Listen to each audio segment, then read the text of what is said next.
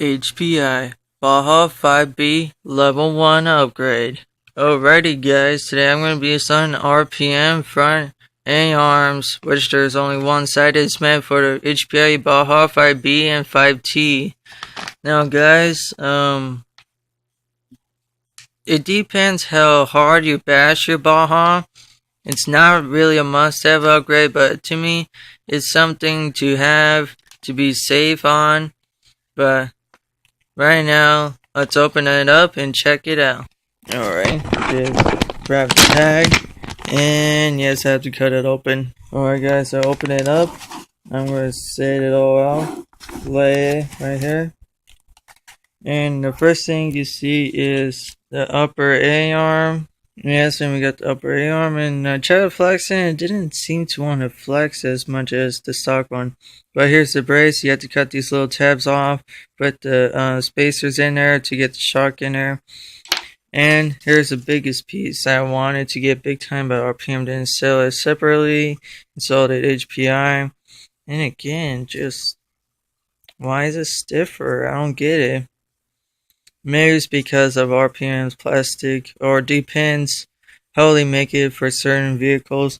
And we got some hardware. I don't see them with the other one, but I can see it through here. I just don't get it. I might have to look in instructions and see what it is. But now, let's install it. Guys, to install it, you have to take this big old nut that takes this, and then loosen it up. When that nut's been pulled off, all you have to do is take this tire, and then, yeah, you can see that breakage right there. Well, since I'm just being a little lazy, I'm just going to pop it off. Yep, I pop it off. But all you have to do is take this screw at the bottom right here and this nut on top. Also, take the shock off with this screw and a nut right here.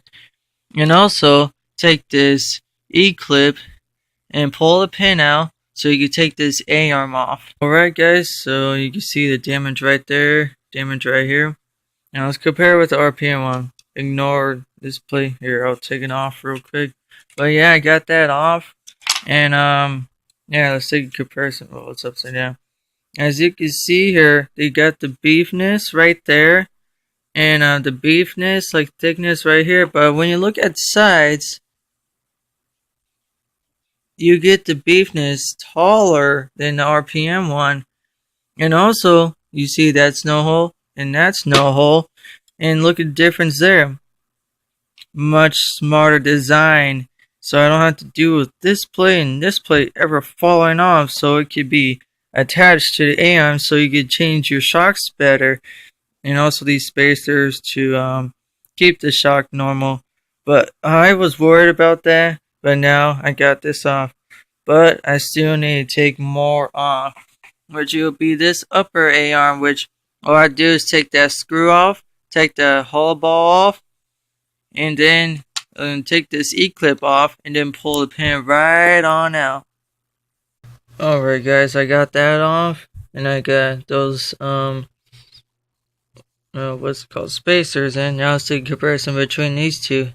And as you can see here, RPM is much beefier right there. You can see the comparison of the beefness.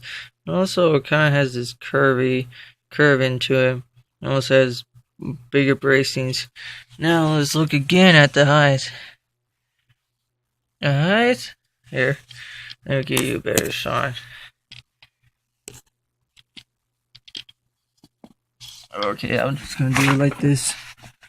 Now the height.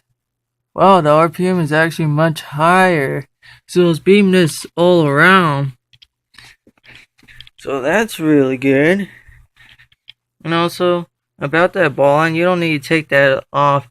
All you have to do is just take the screw out and then twist that around. And then put the screw in here. And also, you see those notches? You have to put it on the third notch. And make sure it's the same at the other side. Which it basically is really close. So I'm still going to keep that on that third notch right there. And also, when you try to put it back in, you line it up. You put those spacers right there. And right there, you put the pin in and put the E-clip back on.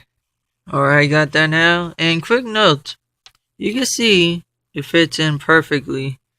Now, when you see from the old one, you can see, yeah, because you use these. It allows you to adjust your caster, like you can see on the other side. I kind of hate that, but at the same time, it makes it easier. But oh well, let's continue. Now, when you get this in a line, and also another quick note, it's actually angled. I don't know if you can see it. It's angled up and back here. Well, angled up and kind of over here. I'm just going to do it pointing, which I think is kind of interesting. But all you have to do is just get a straight bolt and put it right here. Now, once that's installed, now it's finally time for the lower A-arm. All you have to do is just snap these off and then put it in here. But before we do that, these things, these holes right here, yeah, there's a hole right there. So I'll show you that later. You see how that plate goes in? They gave you extra hardware, which is these two screws, and all you have to do is screw it on each side. Right, just like that.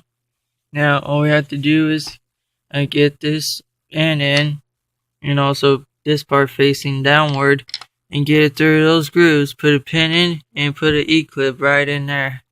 Alrighty guys, now all we have to do is get the shock in, put a screw in, and a nut back here, and also pop this, hold up. Okay, I found it. So all you have to do is just put this, snap it in there, put the shock in like I said, and then what you do is when you line this up, there's also a spacer to install it, and also with a nut. And finally, install the tire by putting this nut on as well.